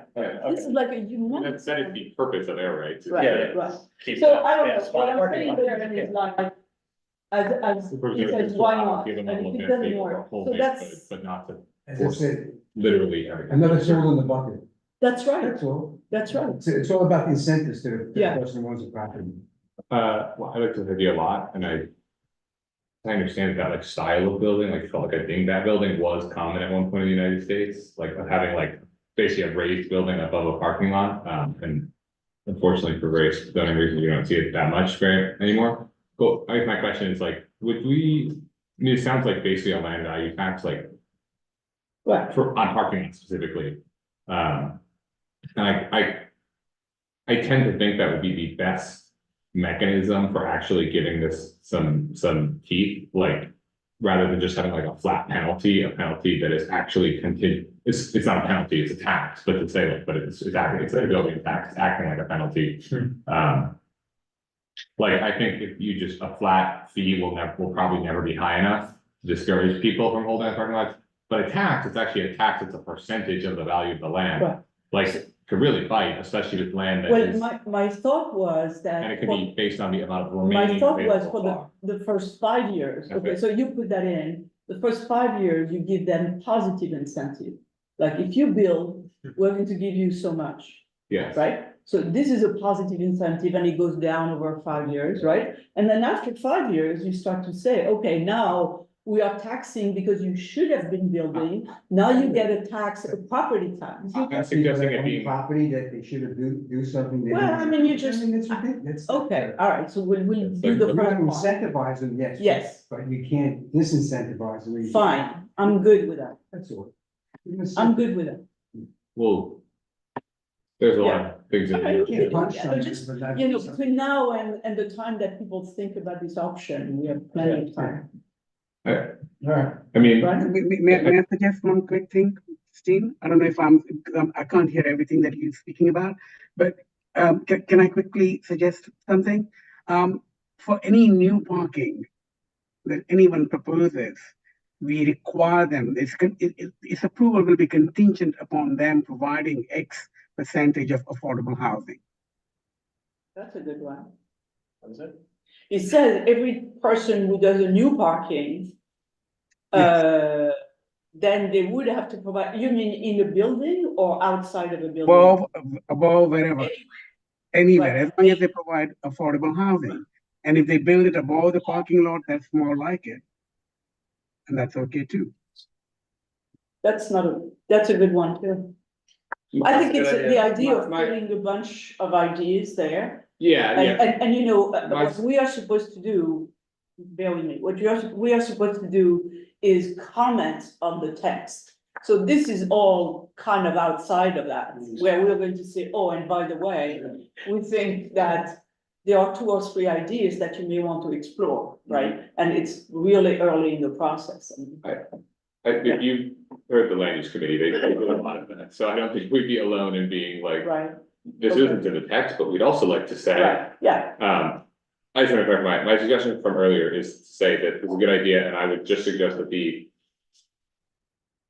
punitive aspect of it that would kick in after 5 years of tenure or whatnot should be structured as a land value tax that's based on an assessment of the property value and take some percentage of it, as opposed to any other way of designing. But I had dropped that already because Alan was all upset about forcing people to do things. Redo the tax structure somehow? No. Is that what you're suggesting? Well, that is the way a land value tax works. This is an idea that has been floated, I don't know. Okay. Should have let this last. Right. But the purpose is to encourage, like it is using taxes to, in the same way that like, If we you want have to a very high tax on cigarettes. somebody to do something, you incentivize them to do it. Positive. So you can't, taxes are used, even I agree with this, but taxes are often used to discourage certain behaviors. Like we have a very high tax on cigarettes, for example.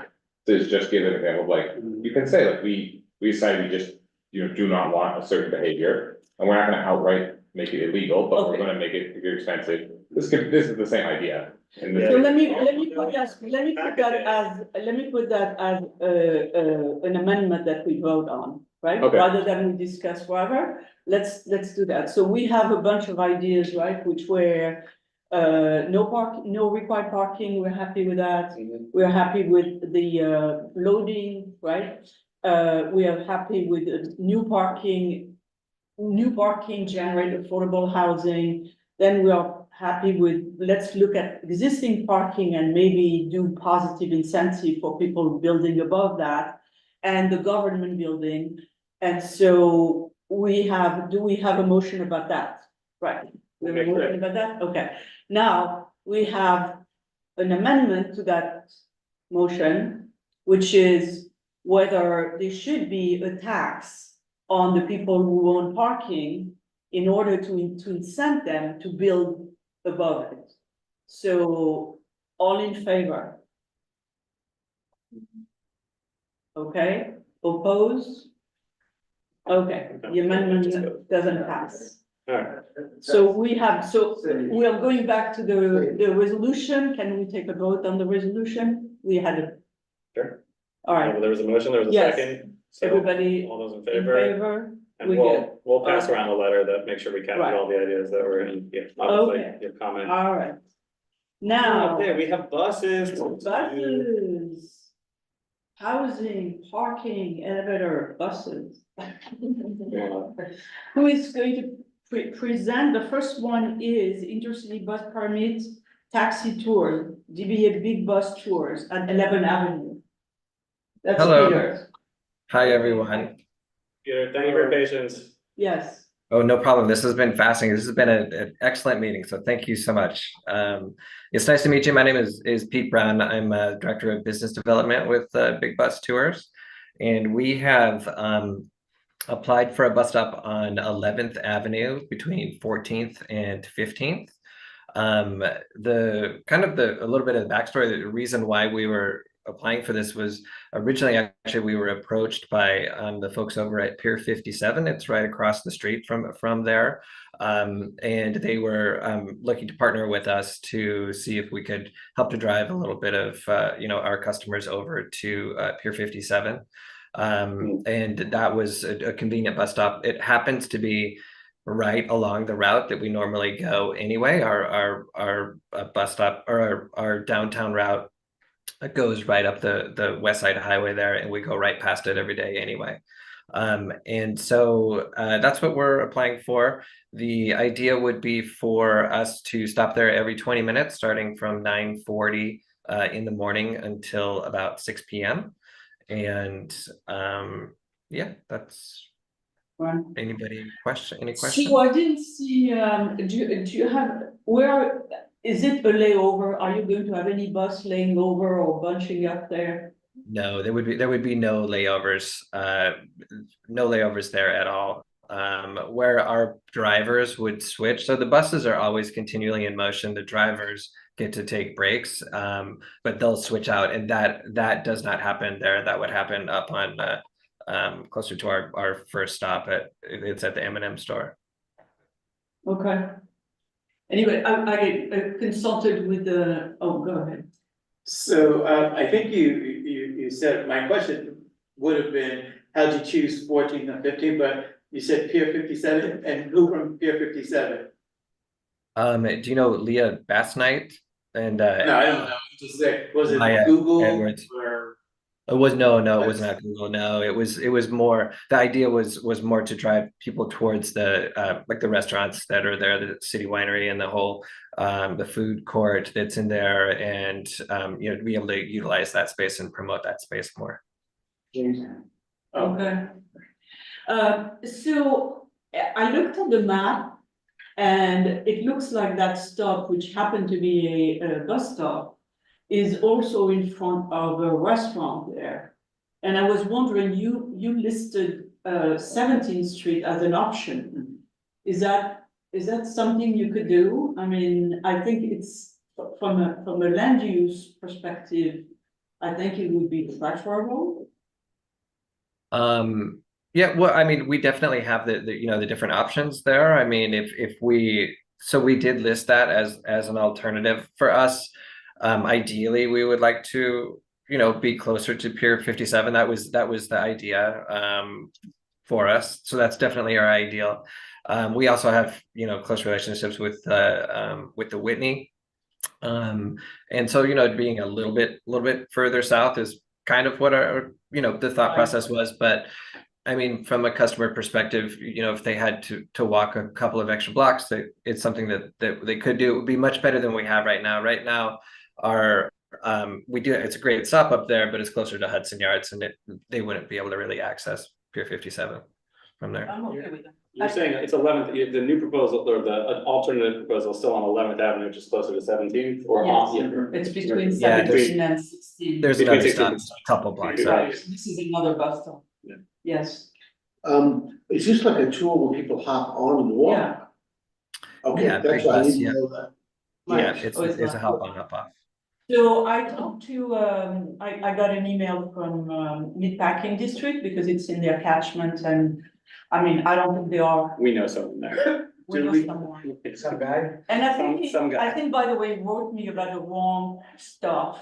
Yeah, I was wondering that too. Right, Yeah, it didn't make right. sense. All right. So anyway, my only concern is that there is a kind of a high-end restaurant there, and, you know, as soon as they are going to see a bus stop, they're going to ask, but then we can always move them to, you know, to 17th Street. Yeah, So we can talk. we can start with here, and if we get complaints, we'll come back to it. So I'm, They can stop on far corner.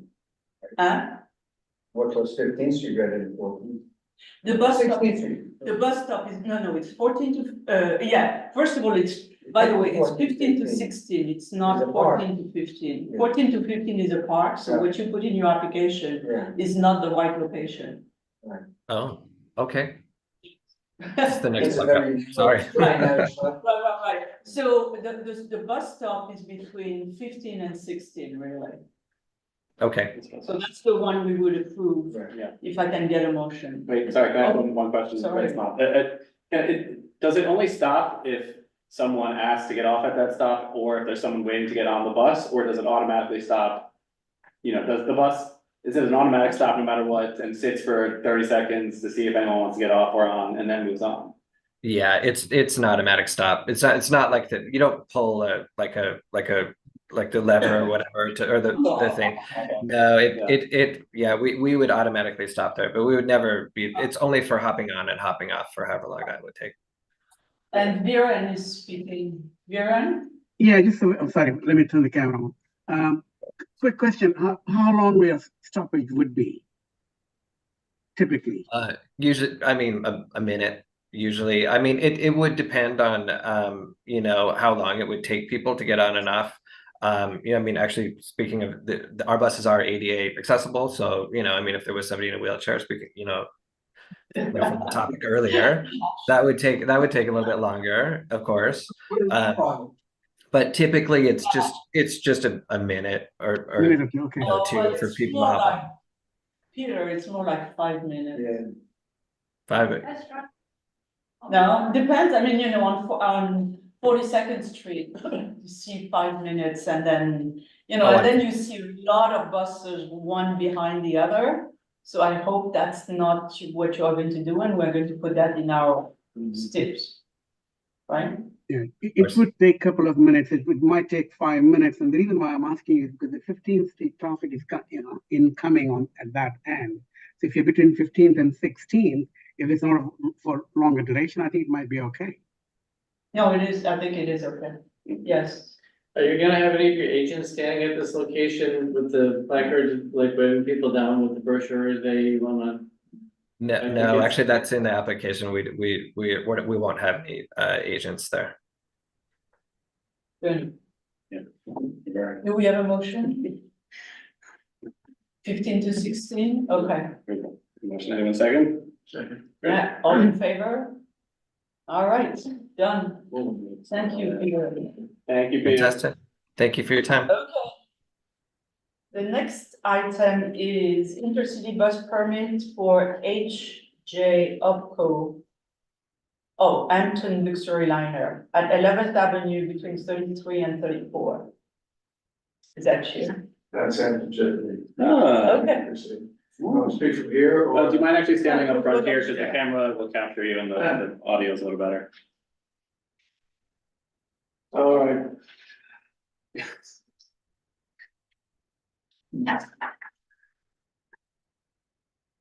I'll be brief. My name is Patrick Condren. I'm happy to see many of you again. Haven't seen you in a number of years. I am pleased to work with the Board for Transportation Committee here for many years. I'm here tonight on behalf of Hampton Jitney's family of companies, which includes HJ Opco, which is the Hampton Jitney operating company, and also acquired Hampton Luxury Liner, which is one of the trade names, which explains why I'm here tonight regarding the stop that we have been operating for many, many years on a seasonal basis. And this stop operates from Memorial Day to Labor Day, to the benefit of the people living on the west side. As you know, Hampton Jitney is primarily on the east side, but for the folks in the summertime, from Memorial Day to Labor Day, there's a need over here. So on weekends only between Memorial Day and July 4th, it's only weekends, there'll be 3 stops a day to pick up at this location, which is an existing location that says Hampton Jitney. We're looking to put up, I see Colleen here, to put the name Hampton Luxury Liner up there, in this case, HJ Opco, the operator. So then on July 4th weekend, it goes to 7 days because there's a high demand for people in this area to go east. So we're pleased and happy to provide this service. As I mentioned earlier, this is a result of the name change, which reading it as an internal transfer at the Hampton Jitney family of companies. However, due to the process, obviously, New York City DOT, you know, has an intercity bus permit system, which you're very familiar with. So because the name is specifically there, we proceeded to submit this application to you and look forward to your review and consideration for same thing. Yes. Right, so to be clear, there are no changes of how you currently have operated for the past several years. It's just a name change. In the schedules, it's more of a name change. It's the same command control of the family operating from the same location with the same drivers, with the same buses with a different route. Got it. And you said that the sign you want to put HK Opco up, is that what you said, or no, Hampton Luxury Liner, sorry. Hampton Luxury Liners. Is there a sign up? DBA, like taxi choices, entry bus or DBAs, yeah. Is there currently a sign up right now, or? Yes, well, the sign's been there, and we checked and we did put up all the signs on all the posts. It's actually over the tracks, if you can picture it. There's Yeah. nothing there. Yeah. It's literally an empty stuff. Is this the company that I was reading about in Cranes where it's $250, and they serve luxury foods and stuff like that, or this is different? No, this is something, new, I read about it in the papers and hear about it too. And actually, I'll ask you guys, because we heard that, we just saw their schedule this week, and saw in the papers, the same spot we're in. Oh, I didn't see about the spot, but I saw, I read the article. No, I think it's on Oh, is it different spot? 33rd Street. We're At 33rd, 11. we're 33rd. No. Oh, after, is that the, I just. Oh, you are in the same. We're, spot? no, we're. the- No, it doesn't we're the say, you are saying you're on northwest- 11. We're southbound on 11th at Right. 33rd. The other one is on 33rd, I think. Oh, really? Because it was. Jet. Right. Jet, oh, it was Jet, oh. They have a new That name was there, the one they have that- some relationship, well, I saw the paper. So it's not the same thing also? Not the same company. And this is more parochial, let's say, if I decide to go out to the Hamptons, do you allow bicycles on your bus? So once I'm in the Hamptons, I can ride my bike? I'm the one who went for transportation alternatives, Christine, to tell you and say bikes and buses, that's what we should do, here you go. You know, so I'm a supporter, I That's can't, I'd have to check on each individual departure and I'm sure there'll be some bike arrangements. Have you talked to passenger services? No, I was just asking because we were trying, if you're applying for this permit, we should try to get something in there where they allow a certain amount of bikes. I'm agreeing with you, but I don't know whether or not that's been done or not. I don't think that's gonna go into a permit application program, but we're always in support of bikes and buses. We're going to put a sentence saying, you know, David wants to buy. Yeah. No, that would be. No, but it makes sense, once you're out in the Hamptons, to drop you off somewhere, how do you get to and That from? would really be funny if we. This is better. With a real sentence to say, it would be wonderful if. We better vote for David asked for luxury. This is the last bus But I. All right, do we have a motion? So wait, longer names, so the sign's gonna get longer? Right, yes. Do we have a motion? Smaller font, please. Motion, yes, okay, all in favor? Okay. On behalf All of right, Hampton, Jenny, and that luxury, thank you very much. Thank you for coming. Thank Thank you. you. Nice to see everybody. Thank you very much. Goodbye. Have a good summer. Thanks. And you timed it well too, you knew it would be. Okay. Okay, the newsstand.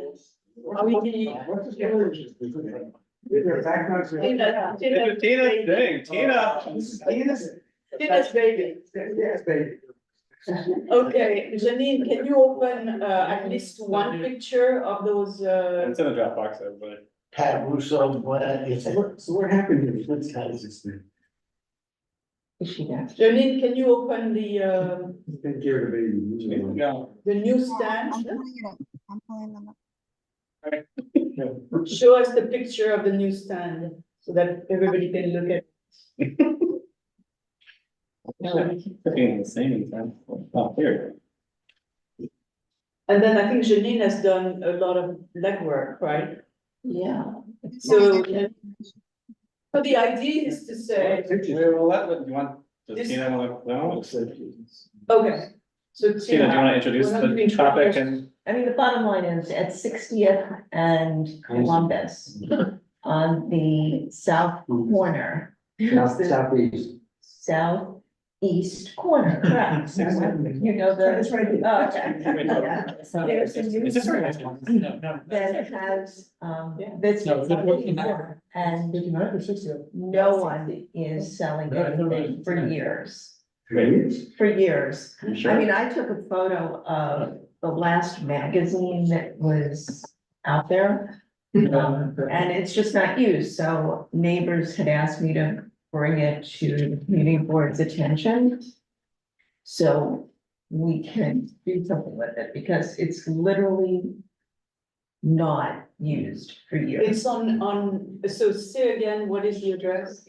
It's the south corner. It's the, you know what, you can't go any farther in our community We board. just wanna make sure it's in our Yes. district. Oh, It's just a little bit in our district. We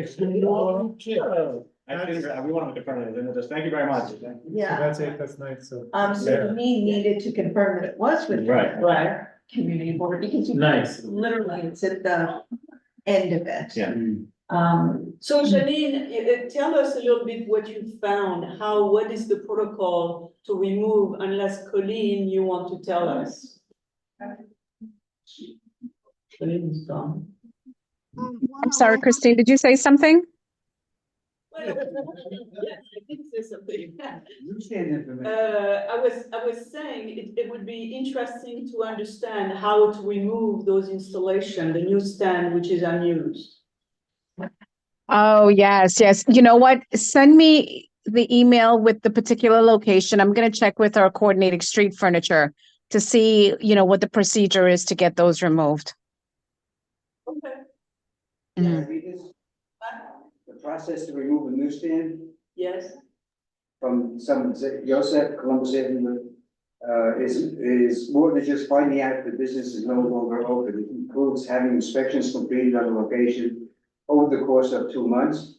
Then there would be additional steps that would need to be completed, including reaching out to the company's newsstand. Okay, but what I'm Someone's saying is paying that we rent. need to send it to DOT, right? DOT is the one who is going to remove that. Right? That's correct. Send it to us because we need to confirm, if the entity is, obviously, if they're still in business or not. It looks like they're not in business. And we would have to coordinate as well with DCA, former DCA. But send me the location and I'll find it from my colleague in street furniture. Okay. Yes. Thanks. I read somewhere there's a proposal to make these abandoned newsstands bike charging stations for the, especially for the delivery people. What is to the right of this newsstand? To the. A brick wall. That's the brick wall of the. Oh, So, It's a little more spacious. It faces our building. It faces your building. did you ever hear anything about that or? Did we? Yes, we did. It was rejected. No, that's a different issue. This is citywide, and we're talking about making, all the abandoned newsstands. They did That's one what near, they I'm did one saying. near City Hall. Yeah. That's what I'm talking about. Right, So it was rejected on 72nd. CB7. CB1 rejected it, but the DOT was installed it anyway. Right. And we approved something and, facing enormous pushback. but that was different, because that was just let them. Right. Let them relax. So that's it. But this would be just a charging. What's it charged? No, none of them is just. This was meant to be like a. Oh, do we install the charge? Yeah, you're right. The other thing you were gonna take space and create space, this space is already there. But then you are going to have all the bikes. all the bike That's not gonna work. Yeah, That's that. an active corner. Your neighbors will never forgive you. Never. You came, you're like, this great news, guys, they're not taking the stand out, but they are. No, I mean, Let's make it a charging station and give it to CB7. right. So, no, I don't think this is a good idea. I did hear there was a citywide plan though to turn all the abandoned newsstands into dead rat storage. And so I would be in favor. Okay, so are we making a letter, for asking for removal? Yes, yeah, that's fine. Okay, Process in there too. Wait, but can we ask? How about this coffee truck? Can we ask you to? There's Not yet, sorry. Let's let it go. too much, yeah. All right, sorry. It's not part of it. Won't ask for. Do I have a motion? No, you may find a second. Do we have a motion? Yeah. Motion, all in favor? Yes. Yay. Okay. All right. And motion to adjourn. No new business? Oh, I have new business. Second. Oh, wait, and I need to update on the, yes. Sorry. I don't want to present it now, I just want to ask about it, so I can put on the agenda next month, which is the tents. We call those sidewalk tents where restaurants have their top floor. Oh, the sandwich board. Sandwich board, yes.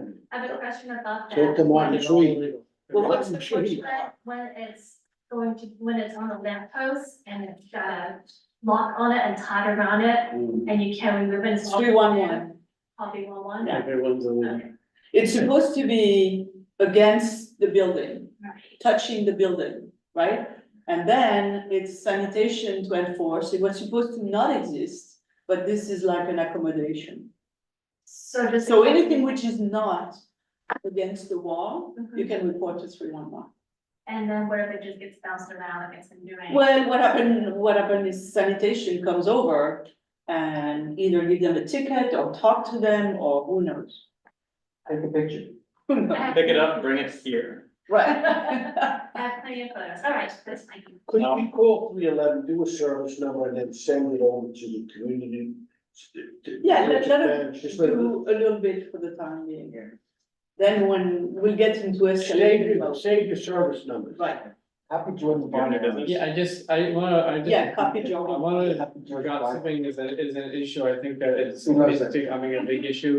I used to be able to successfully 311 with the food vendors, with the carts that were, you know, within 10 feet of the intersection and blah, blah, blah. They don't do anything about them anymore.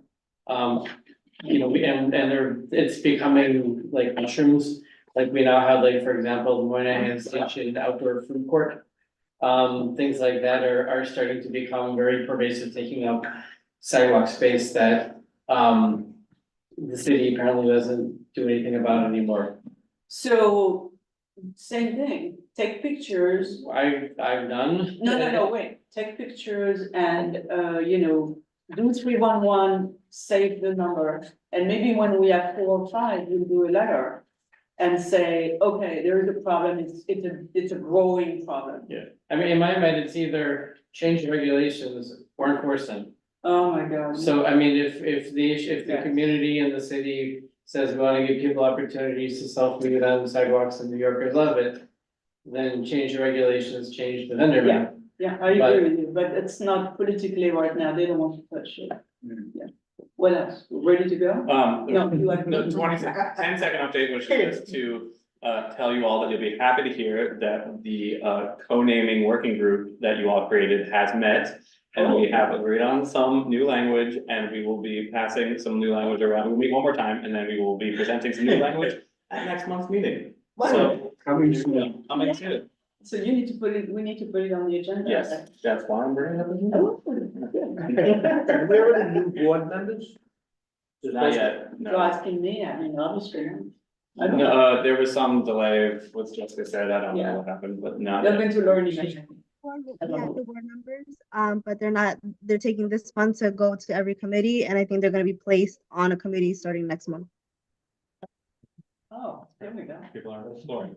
Oh, so we could have potential new, we had, This is Janine. she said that they're taking this month, new members are taking this month to go to the different committees to decide what committee they want to be on, and then next month they'll be As placed you on can see, committees. nobody's here. Right, either that or they're online and they're horrified by our By the way, our we are proceedings, and the way we run this show, like anything but transportation. At least I know you're gonna have a good time. Yeah. Yeah, exactly.